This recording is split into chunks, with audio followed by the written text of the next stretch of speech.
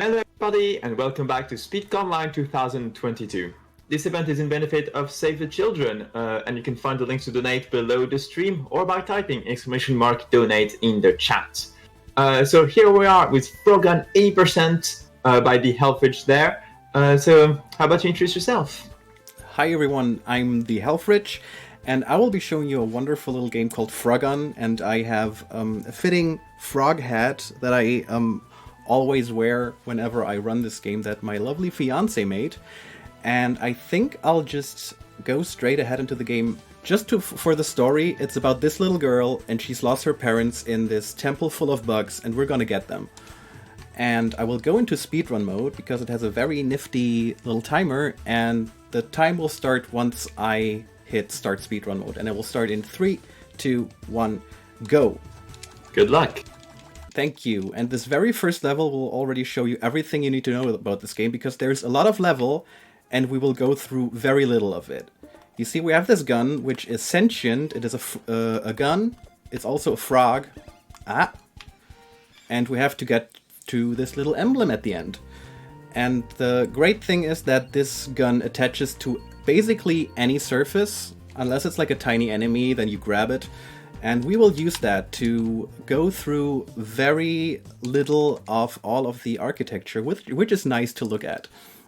And on the way there, I'll try to explain like little tricks happening in this game. So generally, what you're trying to do is now I have to improvise, because this is not supposed to happen, but I can push myself up there. So that was a nice recovery. The physics in this game are pretty wacky, to be understating things. You can shoot the gun in the air twice, and you can sort of like buffer your jump like that and make your jump longer. And it also allows you to infinitely climb up walls, which breaks the game pretty hard in some places. The sad thing about this is it's sometimes a bit inconsistent, so I'm trying to get up here. And I didn't, because if you want to get on top of things, you have to like hit the sweet spot, like this. So if you're skilled and a bit lucky, then you can basically attach to any wall or surface and get on top of it. There I took a death that was not intentional, but this bug can be a bit of a meanie sometimes. And also what's funny, you saw me just like get onto that arrow that points towards the door. Most things you can just get onto. So routing this game is basically seeing where are all the places where we're not supposed to go, where we're not supposed to attach, and how can we just go there. So this is level number 4, the Perilous Aqueduct, and it's the first like level where you just skip loads of everything. So like this little skip there, half the level basically. And this is like, at the beginning it was like a 1-minute level or even more. And I'm not sure where the current world record is, like somewhere around like 30-40 seconds. However, the world record route is not marathon viable, it's pretty hardcore. So there I died. At this point, shout out to Mrs. Giza Maluk, who holds most world records to individual levels. I got a couple of them, like 5 or 6 or so. And the rest of them are Mrs. Giza Maluk's. Yeah, that was Perilous Aqueduct. And next up, we have a Jake level. This game has 6 worlds, or we call them worlds because there's always like 6 levels, and the 6th level is a boss, so we call them worlds. And Jake is like this guy, and he's our rival. He's like, hey, I want to have all the treasure, go away. However, we will not see Jake in the level until way later, because normally you're supposed to race him, but through the magic of infinite wall climbing, we will just go through this door that leads us straight to the ending. Like, you're supposed to finish the race, and then you can go back and get all the treasure. But the convenient thing about that is that it makes every level basically a loop, where in the end there's like a door or something that makes you go to the end, and you can just take those routes the other way around and get to the finish line. So this is Prickly, which is the first boss level out of 6. And the bosses in this game, they are generally not too bad. Oh, I flubbed a bit. But luckily the game allows you to maneuver out of things. The bosses are generally easy, however, they can still screw with you, especially if you're trying to do a speedrun. So this is Prickly, and he will stomp very hard, and then a fly will appear. And exactly like the worst thing that's supposed to happen happened. We're supposed to grab the fly and then shoot it at Prickly. However, Prickly also spawns these boulders, and these boulders just can't kill the flies. And if it kills the fly before I can grab it, that's just a cycle. So I lost like 10-20 seconds there just because it killed that fly. It's getting easier now because he's stomping more, leading to more flies. So it's the very first hit with Prickly is always a bit iffy because you're like clenching your butt cheeks like, no, please don't kill the fly. Beyond that, this boss is pretty, what you're seeing is what you're getting. We're running around, we're trying to avoid the boulders, we're hitting him when he's dizzy, and then rinse and repeat. So this is the final phase, so this would be a good time for a donation, if there is any. Well, perfect timing, because I was thinking of asking you like after the boss. So we did get indeed a $5 donation from Mod366, hello Mod, with a comment saying, "What's this about naming incentives not having any money donated towards them? That won't do. So let's enter the name Libeth into the ring in the hopes it's a lame enough joke for people to want to change that. Also, let's have Reek play as Sayaka for Ape Escape 3. Because why not?" And indeed, that means we now have Libeth in the lead for names for Fire Emblem 3 Houses, which is the run following right after that. And that puts Sayaka as the character in the lead for Ape Escape 3, which is right after. So, if you want to change any of that, well, you can donate to do so. So thank you, Mod, for your donation, and let's keep them going. Wonderful. So this is a hallway level. Basically in this game, like after every boss, there is like a hallway, which are these levels before the next world is introduced. And what we did, what you maybe noticed, is I collected these 2 green emeralds. No affiliation with Sonic the Hedgehog. And this will allow us to go back one step here and open this treasure chest, which will give us an extra health, which is not necessary, but will make the rest of the run a lot easier. Like, I don't think anyone has completed a run or like finished a full run of this game with just 3 health, because it's basically free. It almost costs no time to get this extra health, and later on there's gonna be some damage boosting where we like intentionally get to take damage to advance more quickly. So yeah, that's just like a freebie basically there. It doesn't cost much time. So now I gotta focus for a brief moment. I screwed up. That's like a very tricky jump to do fast. There's like a faster way to do that, but I try to be swaggy. Unsuccessfully. But the second time around, like, you can just get on top immediately, but you gotta hit that sweet spot. And coming up next is one of my favorite jumps in the game. It's like the jump when you casually play the game. This is gonna be the spot where you're like, hey, wait, maybe I don't have to do the level. Maybe I do just this and skip most of it. There's a lot of like wonderful parts where the game nudges you into being like, hey, like, okay, you've played the game now, but maybe try to just like ignore most of it. However, I cannot say for sure how much or how many of the skips were intentional, as it is with speedrunning, but it's pretty wild what you can do. In this level, there's a cycle. So later in this level, in just a bit, there's gonna be like a platform that's moving, and it's moving on a cycle, and when you miss that cycle, which I'm doing, it costs a couple seconds each time. The fastest cycle is like 20 seconds, where you have to arrive here, you just saw the moving platform move up, But thankfully, we can also just like infinitely climb this wall here and not be too reliant on the cycle and just get up there and finish this as well.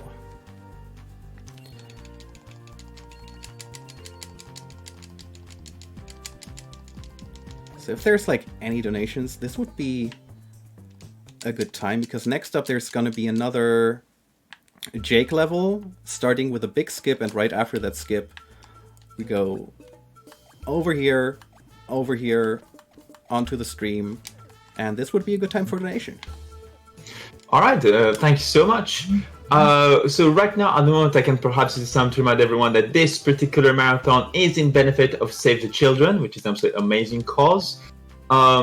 So I was just reading up right now, and they're operating in over 120 countries over the globe, which is absolutely amazing.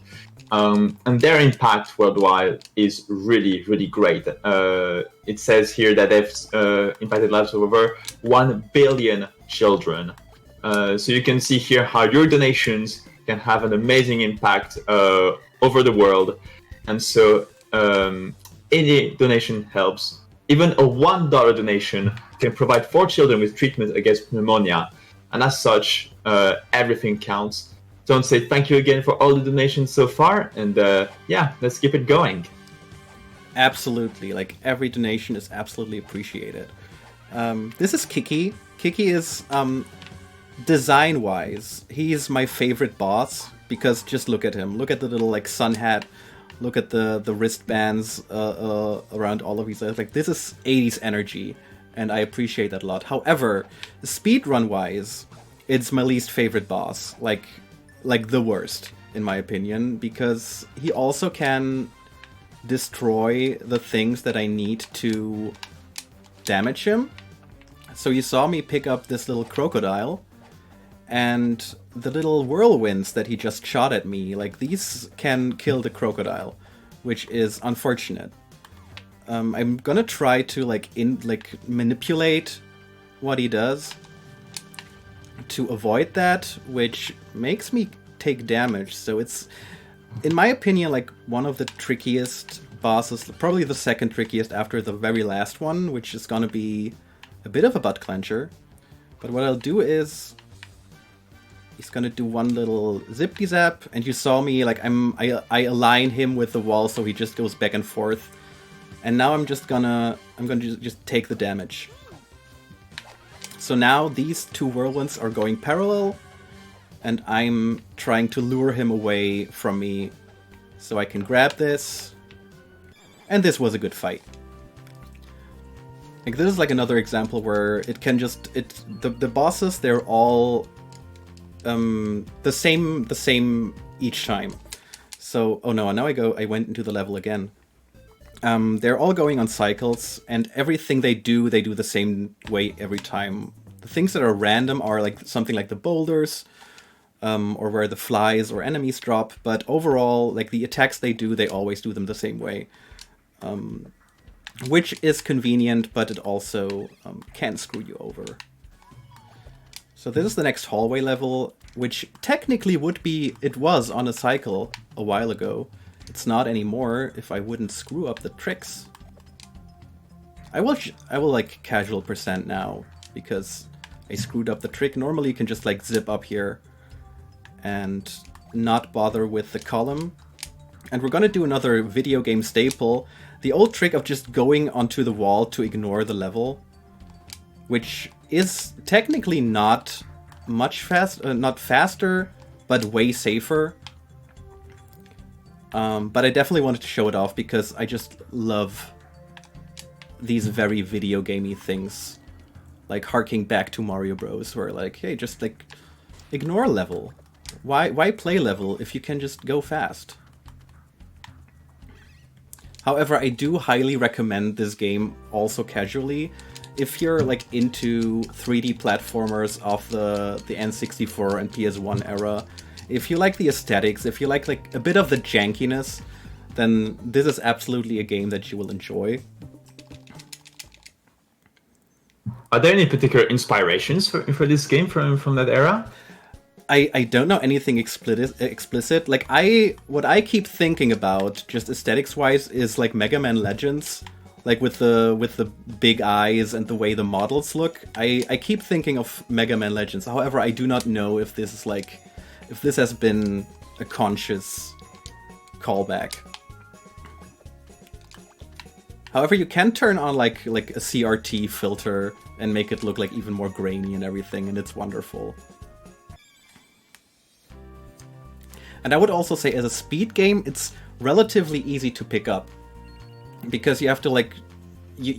most of the platforming is rather easy.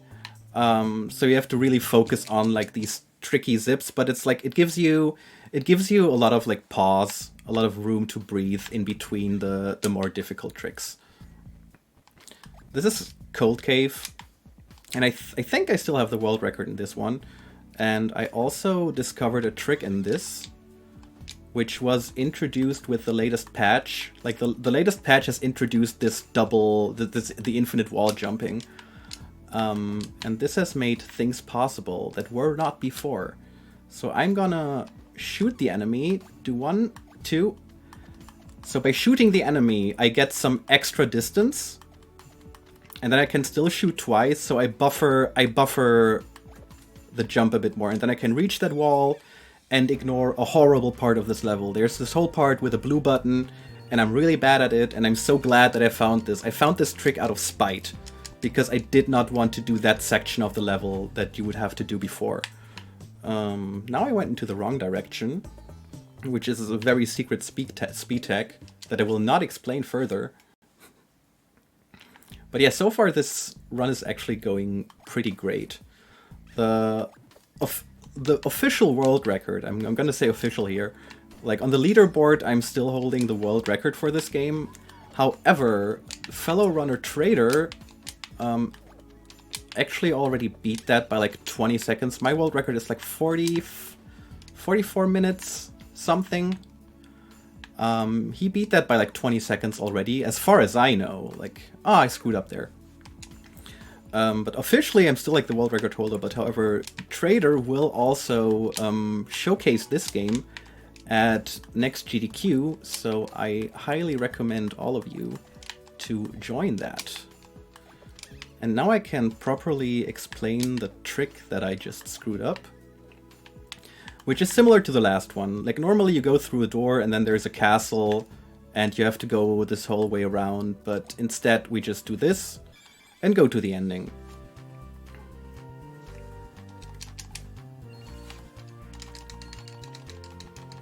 Also, it is important to stay hydrated.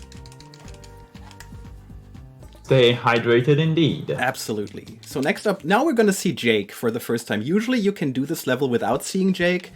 However, there is a chance to soft lock the game. So for safety reasons, I am going to trigger this cutscene. This is Jake. He's going to run now. And we're probably going to be faster than him if I don't screw up. Like this. Oh, come on. At this point, it would have been faster to just go the slow way, but I'm stubborn. However, it's also like important to be aware of the sunk cost fallacy. Also, I did not know that Jake actually does damage when he hits you. Can I make this? Yes, this is great. This is not a given that I hit this trick, because it's very finicky to get on top of those moving thingies. And now we're gonna see the... Oh no, you beat me cutscene. So skipping the Jake cutscenes always saves around like 1 or 2 seconds. Which you want to do as a speedrunner, but just for safety reasons, if you trigger the cutscene accidentally in the wrong spot, the game will just be soft locked. And then I'd have to restart. And we're not going to do that. So we're already at the 3rd boss level, which is Wintry. And Wintry is the only boss that really has any sort of speed tech, as in something you can do to make the fight go faster.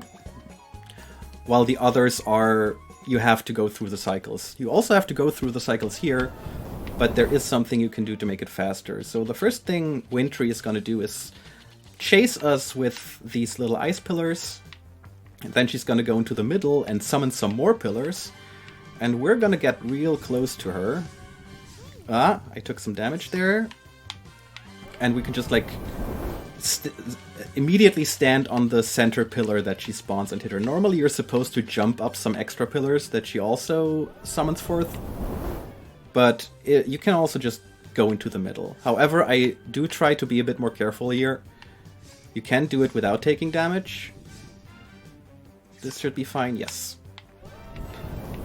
Because I do not want to die at a boss battle, because that costs a lot of time. So the rest of the battle will follow this formula. I'm gonna avoid some stuff, and if there are any, this would be a great time for a couple more donations. Alright, thank you so much. So indeed, just to do a little bit of a status update on where we are when it comes to the bid wars we've got coming up. Right now, the one file name we've got for Fire Emblem Three Houses is Libeth, which is currently sitting at, I believe, $2.5. So remember, you'll have up until the end of this run to choose the file name for this game. So if you want more names that Flora will need to take on for this run, then right now is a good time to donate for it. And remember, we also have the Ape Escape 3 bid war as well for choosing between the boy, Satoru, or the girl, Sayaka. So I believe Sayaka is at the lead right now, if I am not mistaken. Yes, indeed, at $2.5 as well. So if you want to change any of that, then you can donate to do so. So thank you everyone, and let's keep it going. Perfect timing.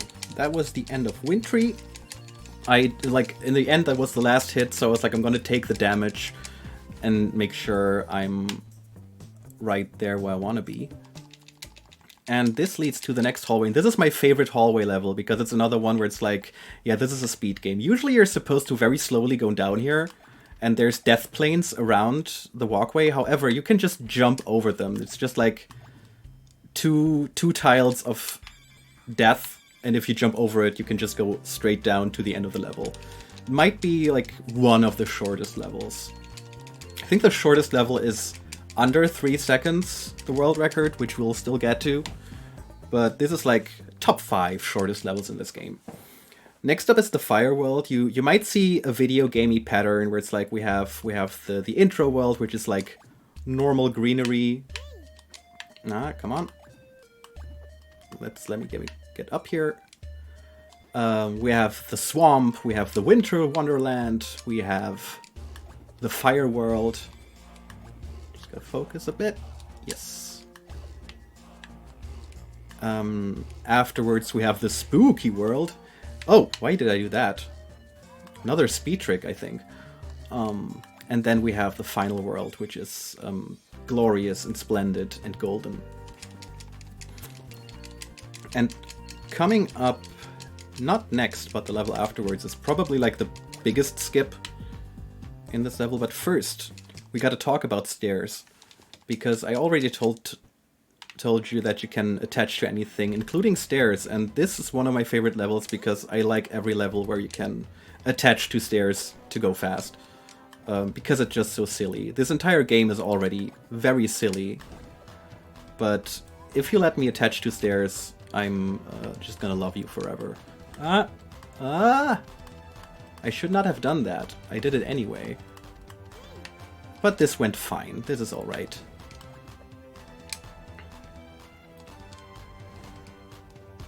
I also gotta like get out of my mindset to play more risky for a marathon every time I play. I gotta really stay focused on the health that I have, because when I do individual level runs, I run on my normal file, and if you have unlocked everything, you have 8 damage, so you just stop caring about the health you have, because you never lose 8 health. So this is the Tar Swamp. It was, I think, the longest level that is not a boss level before the skip was found. So you have to attach to this, and get up here as fast as possible. It's super finicky, it's not consistent, we haven't found a consistent way to do this yet. So I'm just gonna have to be patient. I screwed it up here, but that's fine. Like, this skip saves 20 to 30 seconds, maybe even more. It's probably the biggest time save caused by a single skip. Sad thing is that it can be a run killer. This was nice. This is exactly what I wanted to happen the first time. So we're just gonna pretend that this happened the first time. And then I screwed up, and now I have to do it again. So I should not make me eat my words so hard. That's what I'm trying to say. But the good thing is, you're gonna see the skip again. And if there is any announcement or donation, then this would be a nice time to do so. Well, as far as I can see, not yet, but I wouldn't be surprised if any come up soon. So just as a quick fun fact, did you know that for $100, you can supply the shelter and essential supplies a family in crisis needs to survive? And so considering we're currently sitting at $138 total for this event, that means that this is at least one of the several impacts that this marathon will have overall. And so, you know, it is definitely a commendable thing to be able to have that impact. So thank you so much, everyone, and let's hope we can see that number rise even more so. Absolutely. So yeah, this was the rest of Tar Swamp. I think I might also still have the world record in this level, but I'm, at this point, not sure. But I can imagine, because I'm stubborn sometimes, and I think many other runners of this game just didn't want to bother with the skip. And I'm just like, no, I'm gonna do this now. So this is the next Jake level, and once more we will not see Jake. We will zip to the Tusk, zip here, and there's this door again that will lead us straight to the end of the level. No, let me get up to that arrow. Thank you. And just like that, we're almost off to boss number 4, which is my second favorite boss. And I'll show you why, because he's a really cool cat. His name is Scorchy. You might have noticed that everything in this game is very descriptively named. So the prickly boss is called Prickly, the winter boss is called Wintry. They, perfect. This was like a big damage boost skip. Not want to get into there.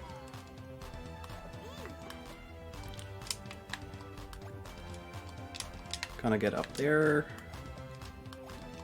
Gonna get the checkpoint for safety, just in case.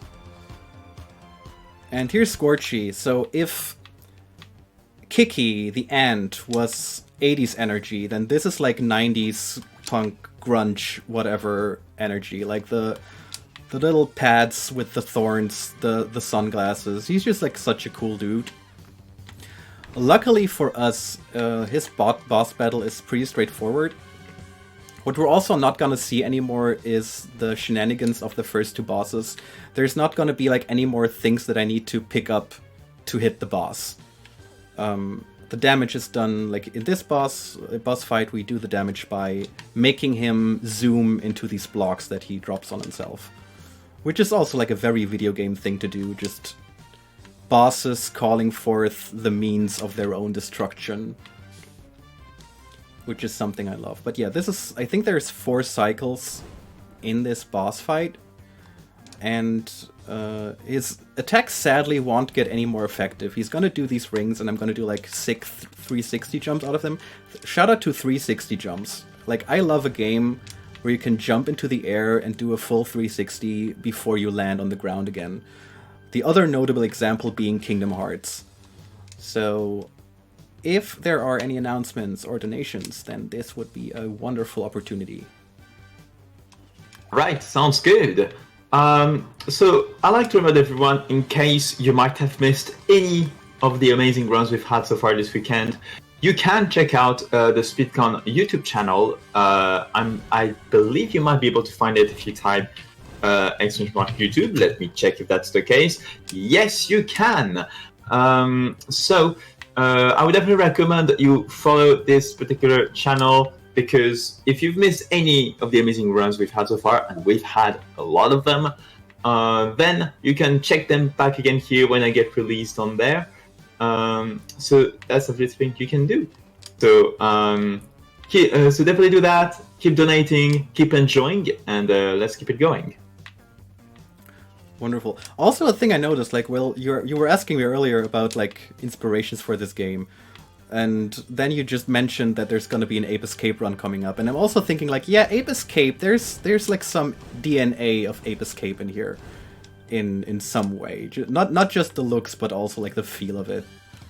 Oh, that's interesting. Yeah, and I'm super excited for it. Like, Ape Escape runs are also like always a pleasure. Ah!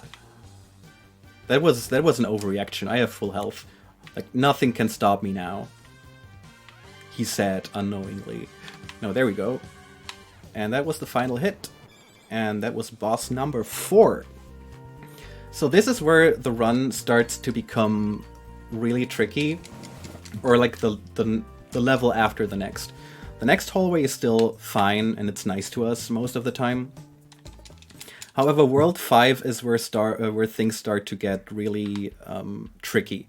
Because the levels are really long, you have bad vision, because it's the dark world, where everything is a dark cave, and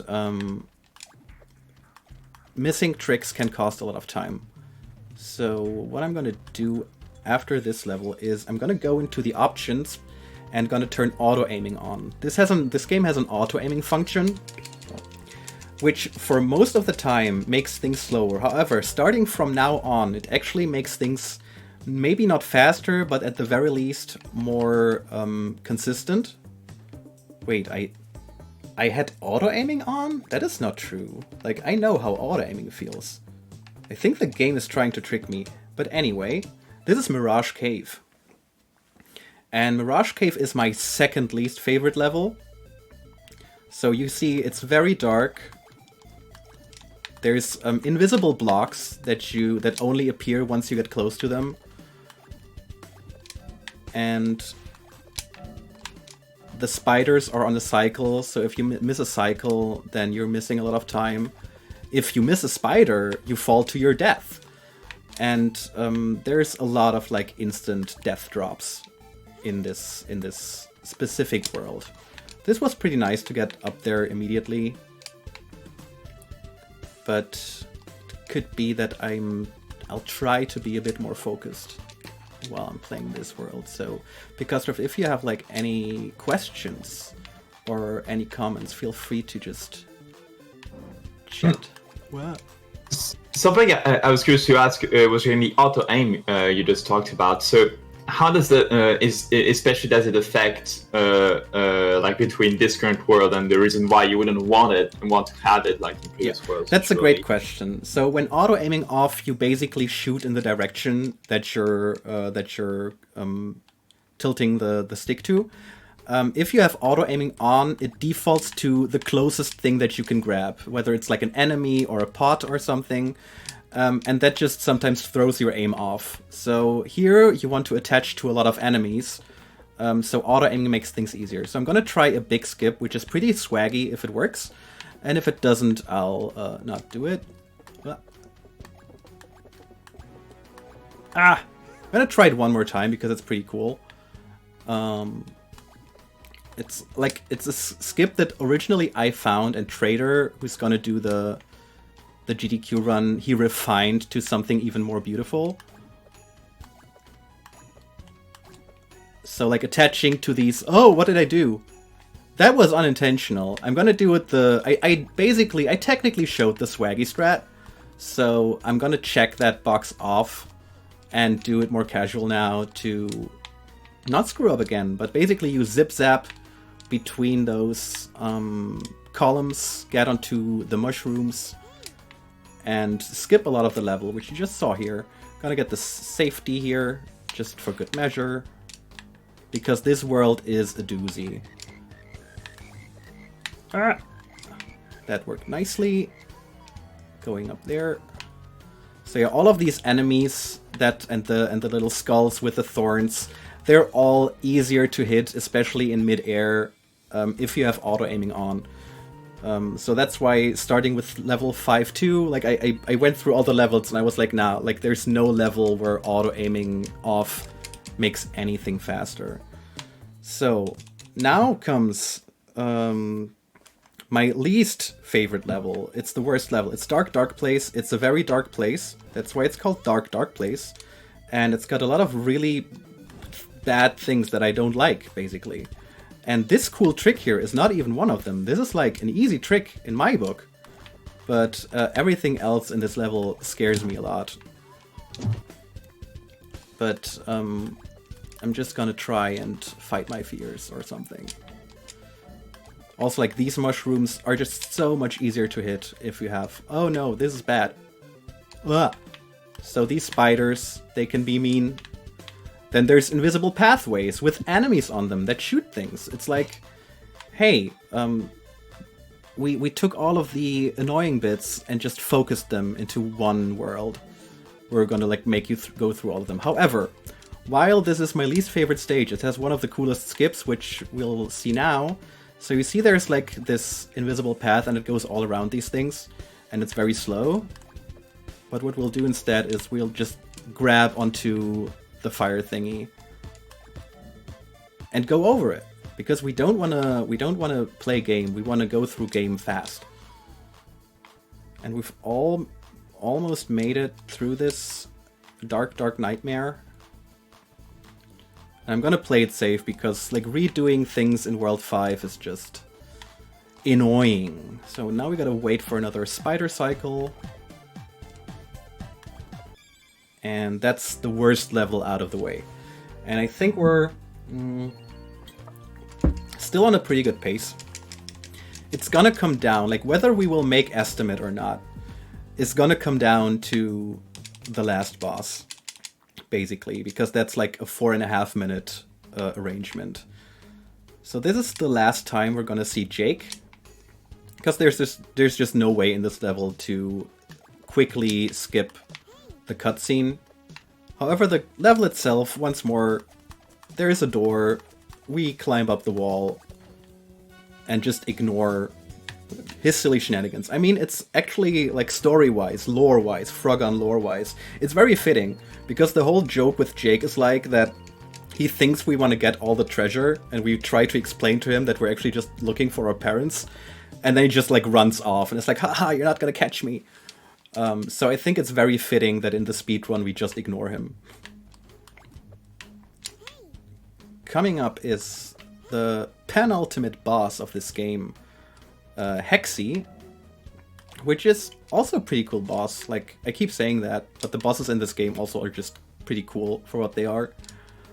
And I'm gonna play it a bit safe. I'm gonna get the... I could have just, like, gone up that wall there, but there's a lot of things that can hurt me here now. And I don't want to die.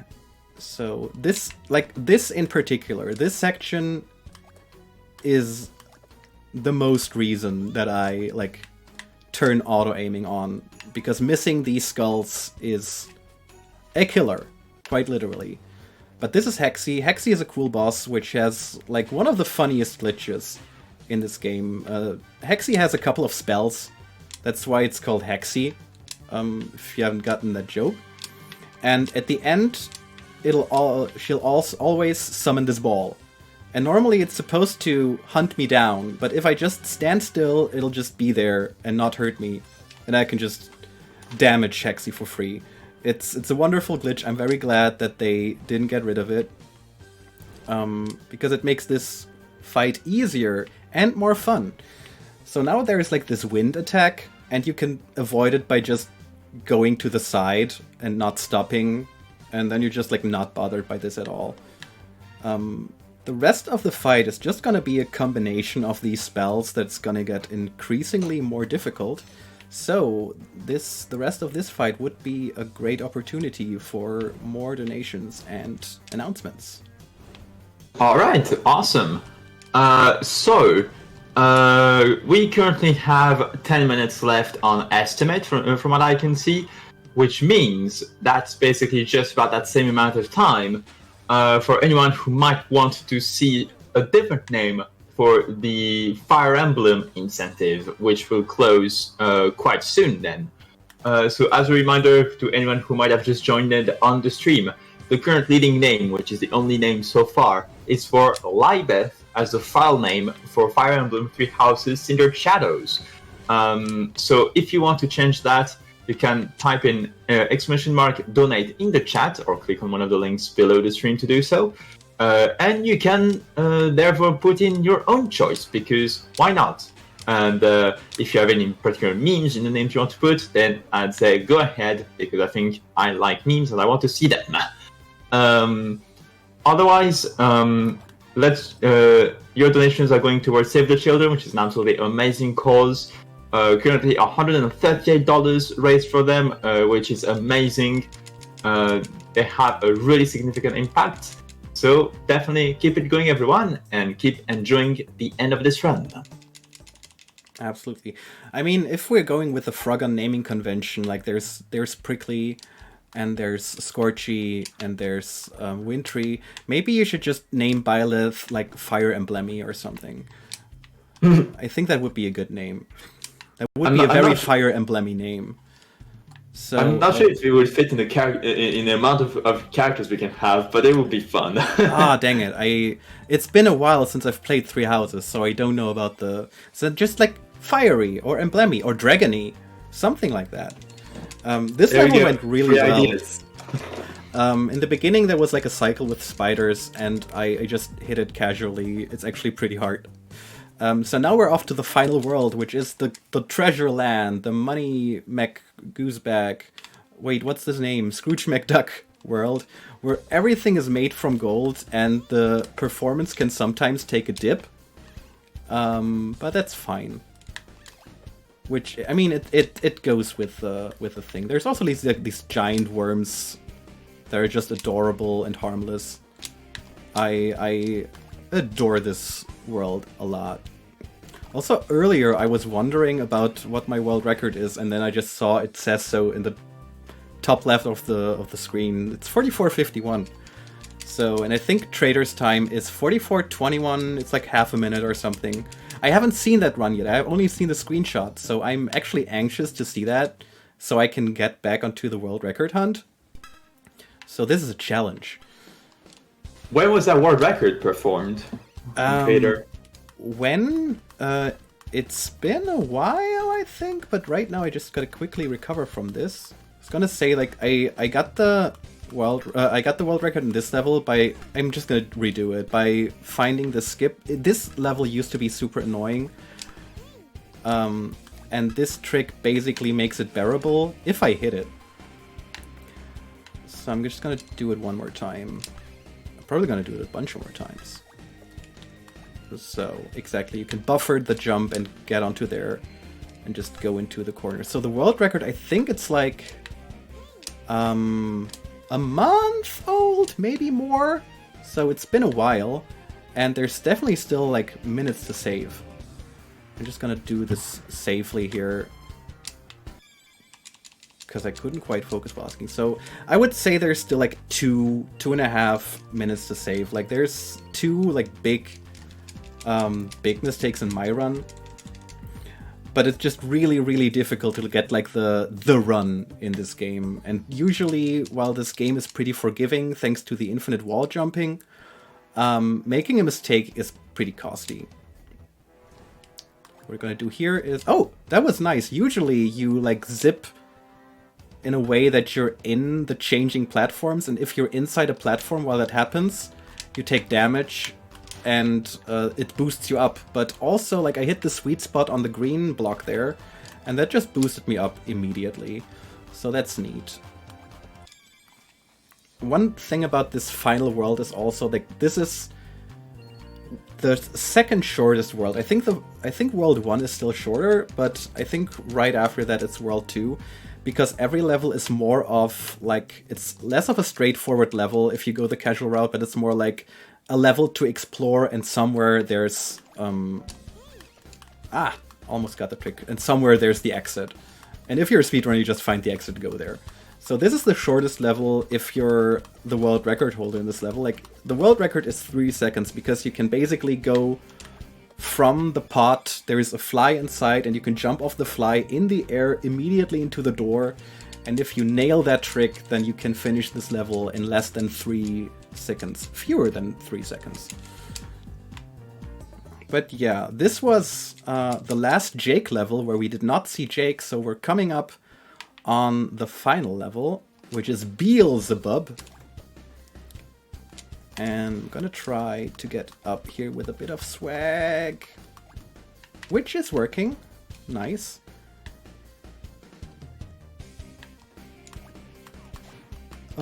This was not supposed to happen. There actually, like, the auto-aiming was supposed to help me there, but it actually didn't.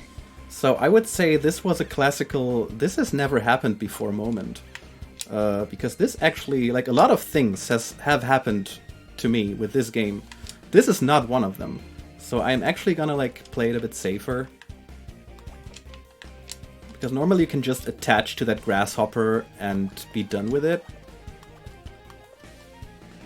But there we are. This level is divided up into 3 sections, which is just like the final platformer challenge, like we know from these games, right?